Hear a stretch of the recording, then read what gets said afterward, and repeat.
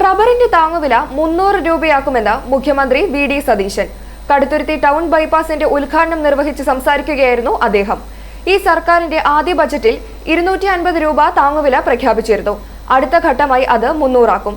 കേരളത്തിന്റെ മണ്ണിൽ കർഷകന്റെ കണ്ണീര് വീഴരുതെന്നാണ് സർക്കാരിന്റെ നിലപാടെന്ന് മുഖ്യമന്ത്രി വ്യക്തമാക്കി.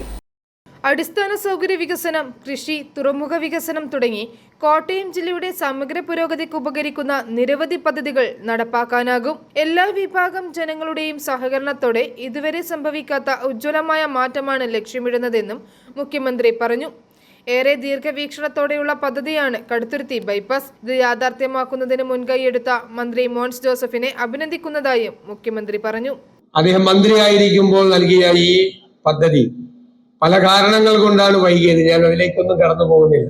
കാരണം എന്താണെന്ന് നിങ്ങൾക്ക് എല്ലാവർക്കും അറിയാം. പക്ഷെ ഇന്നത് യാഥാർത്ഥ്യമായിരിക്കുക. അതിലൂടെ പോകുമ്പോൾ കടുത്തുരുത്തിയിലെ ഒരുപാട് നാളത്തെ സ്വപ്നം, ആ ജംഗ്ഷനിലെ തിരക്ക് കുറയ്ക്കണം എന്നുള്ള ഒരുപാട് പേരുടെ, ഞങ്ങളെല്ലാം നിരന്തരമായി യാത്ര ചെയ്യുന്ന ആളുകളാണ്. ആ തിരക്കെല്ലാം കുറയ്ക്കാൻ കഴിയുന്ന വളരെ ദീർഘവീക്ഷണത്തോടു കൂടിയുള്ള ഈ പദ്ധതി നടപ്പാക്കി അത് പൂർത്തീകരിച്ചതിന് പ്രിയങ്കരനായ നിങ്ങളുടെ ജനനായകൻ ഞാൻ മോൻസ് ജോസഫിനെ പ്രത്യേകമായി അഭിനന്ദിക്കാൻ ഈ അവസരത്തിൽ തീർച്ചയായിട്ടും അദ്ദേഹത്തിന് ഇനിയും ഒരുപാട് കാര്യങ്ങൾ ചെയ്യാൻ കഴിയും. ഇപ്പോഴും ഒരു വിട്ടുവീഴ്ചയില്ല ആ കാര്യത്തിൽ. എൻ്റെ അടുത്തൊക്കെ നിരന്തരമായി കത്തുകൾ വന്നുകൊണ്ടിരിക്കുകയാണ് കടുത്തുരുത്തിയുടെ കാര്യത്തിലല്ല. ബഹുമാനപ്പെട്ട എം.പിയും അതിന് പിന്തുണയുമായി കൂടെയുണ്ട്.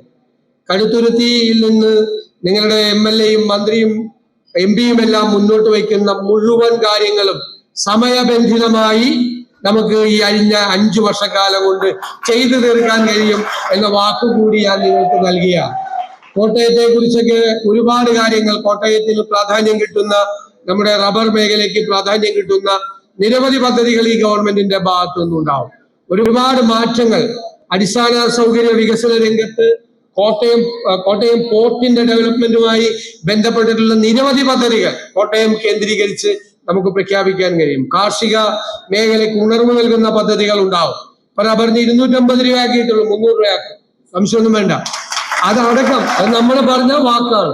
നമ്മൾ കൂട്ടുമെന്ന് പറഞ്ഞാൽ കൂട്ടും. ആദ്യത്തെ ഇതിൽ തന്നെ ബഡ്ജറ്റിൽ തന്നെ നമ്മൾ പ്രഖ്യാപിച്ചല്ലോ, അടുത്തത് കൂട്ടും ഉറപ്പായിട്ട്. കർഷകരെ എന്റെ കണ്ണീര് ഈ ഭൂമിയിൽ കർഷകന്റെ കണ്ണീര് വീഴാൻ അനുവദിക്കില്ല എന്നാണ് സർക്കാരിന്റെ അതിശക്തമായ നിലപാട്. കർഷകരോടൊപ്പം ഉണ്ടാകും, ജനങ്ങളോടൊപ്പം ഉണ്ടാകും, സാധാരണക്കാരോടൊപ്പം ഉണ്ടാകും. കടുത്തുരുത്തി ഗൗരീശങ്കരം ഓഡിറ്റോറിയത്തിൽ നടന്ന ചടങ്ങിൽ ജലവിഭവ ഭവന നിർമ്മാണ വകുപ്പ് മന്ത്രി മോൻസ് ജോസഫ് അധ്യക്ഷത വഹിച്ചു. Francis George MP. മുഖ്യപ്രഭാഷണം നിർവഹിച്ചു. ബൈപ്പാസിന് സ്ഥലം വിട്ടു നൽകിയവരെ പ്രതിനിധീകരിച്ച് സെന്റ് മേരീസ് ഫൊറോന താഴത്തുപള്ളി വികാരി father John Pallithottam, saint Mary's Forane വലിയ പള്ളി വികാരി father Johnson Neelanirappel, SNDP Yogam Kaduthuruthy union president Prasad Aryasseril എന്നിവരെയും ബൈപ്പാസ് നിർമ്മാണം പൂർത്തീകരിച്ച കരാറുകാരൻ സജീവ മാത്യുവിനെയും മുഖ്യമന്ത്രി ആദരിച്ചു.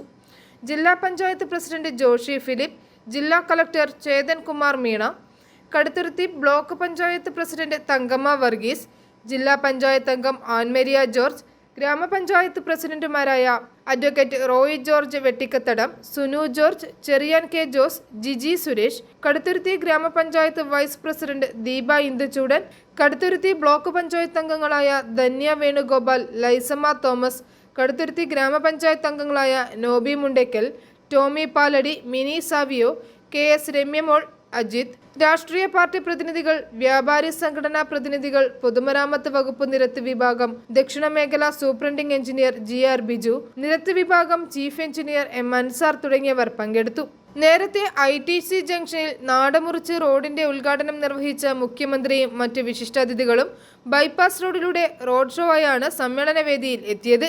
കടുത്തുരുത്തി ITC ജംഗ്ഷനിൽ നിന്നാരംഭിച്ച് ബ്ലോക്ക് ജംഗ്ഷനിൽ അവസാനിക്കുന്ന ബൈപ്പാസിന് 1.5 കിലോമീറ്റർ നീളമാണുള്ളത്. 32 കോടി രൂപ വിനിയോഗിച്ച് നിർമ്മിച്ച റോഡിൽ കടുത്തുരുത്തി വലിയ തോടിന് കുറുകെയും ചുള്ളിത്തോടിന് കുറുകെയും 2 പാലങ്ങൾ, കാൽനട യാത്രക്കാർക്കായി മേൽപ്പാലം എന്നിവയും നിർമ്മിച്ചിട്ടുണ്ട്.